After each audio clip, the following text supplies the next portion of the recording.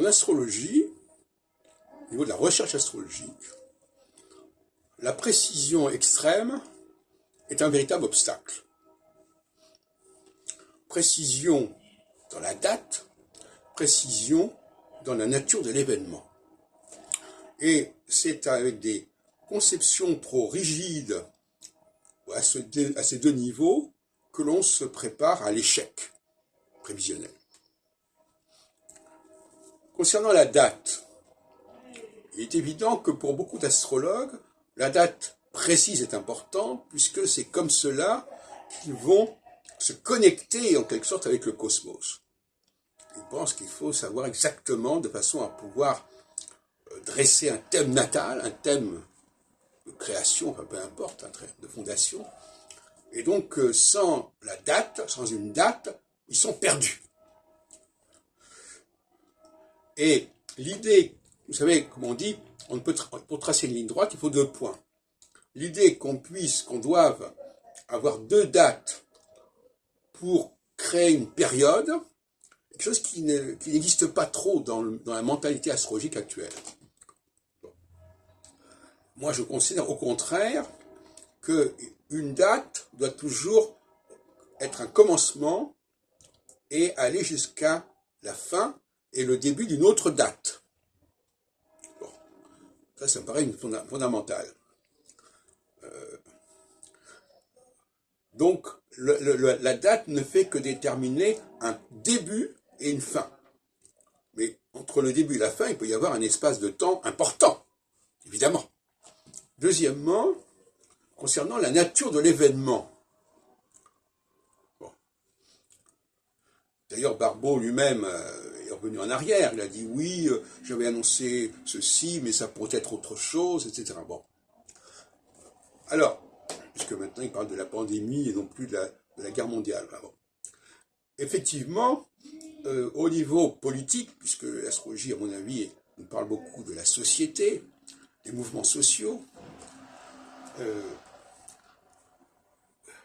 je vous propose actuellement une série de dates espacées de 15 ans.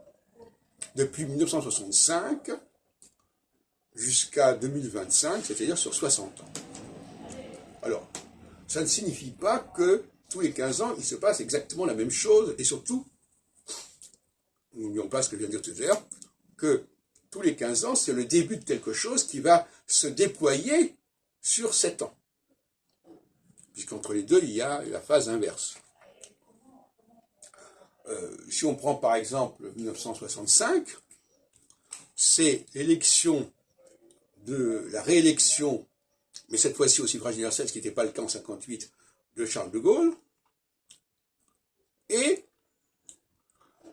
le ballottage. François Mitterrand met en ballottage de Gaulle, au 2e tour. Et ça, c'est déjà une victoire de la gauche, vous comprenez?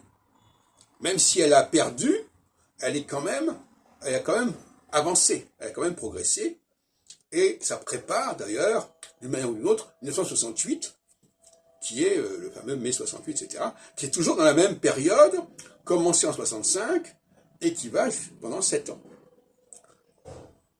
Alors, ensuite, nous avons 15 ans plus tard, 1981, 65 plus 15, ça fait 1980-81, et là encore, n'est-ce pas, il faut dire les choses, ça doit rester approximatif. Et là, nous avons l'élection de François Mitterrand, qui avait perdu 7 ans plus tôt, en phase solsticiale, enfin, c'est encore un problème, et là, nouvelle phase équinoxiale. Alors, sur ce point-là, je suis en train de travailler encore. Hein. Qu'est-ce qui s'est passé pendant cette période de 81 à 88, sous la présidence de Mitterrand? 15 ans après 1981, on a 1995.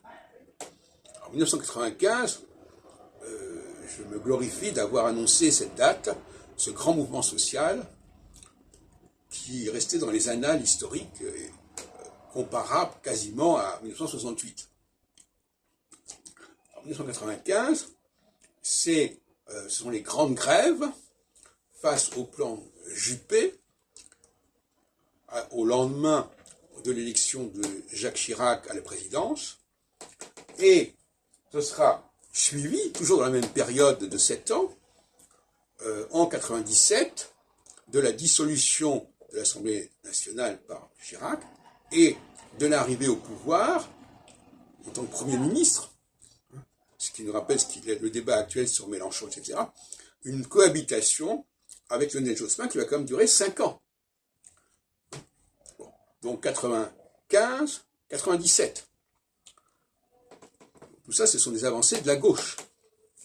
Et en 2010, 15 ans après 1995, on a tout un grand mouvement de grève. Vous pouvez regarder sur Wikipédia, octobre-novembre 2010, c'est également un temps tout à fait mémorable, et donc un mouvement social marquant, sous la présidence de Sarkozy, mais qui sera suivi en 2007, toujours dans la même période, commencée en 2000.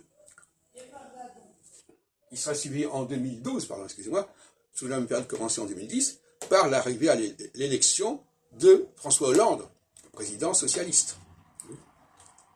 Et puis, nous arrivons maintenant, 15 ans après 2010-2012, à la nouvelle échéance qui n'est pas encore ici en question, et que beaucoup d'astrologues pointent, comme Yves Lenoble, pour des raisons différentes des miennes d'ailleurs, et c'est 2025-2026, le passage de Saturne sur l'axe équinoxial Bélier-Balance, qui devrait se faire en 2 temps. Un premier temps qui serait probablement, sous le mandat actuel de Macron, un temps de grande tension sociale, comparé à celle de 95 et celle de 2010 et éventuellement celle de 68, suivi des présidentielles de 2027, toujours dans la même période commencée en 2025, avec probablement l'arrivée au pouvoir d'un président de gauche. Bon. Alors, on pourrait développer cela, qu'est-ce que c'est qu'un président de gauche, etc. Mais d'une manière générale, cela veut dire quelqu'un qui représente les forces d'en bas, alors que la socialité, la droite, représente les forces d'en haut. Le fameux ruissellement. Voilà. On y reviendra. De toute façon, je vais mettre en ligne dans la journée un texte qui va compléter mon exposé, notamment parce que je voudrais réexaminer le mandat de Mitterrand, qu'est-ce qui s'est passé dans ce mandat, avec le fameux tournant de 1983 de la rigueur, comment faut-il l'interpréter astrologiquement.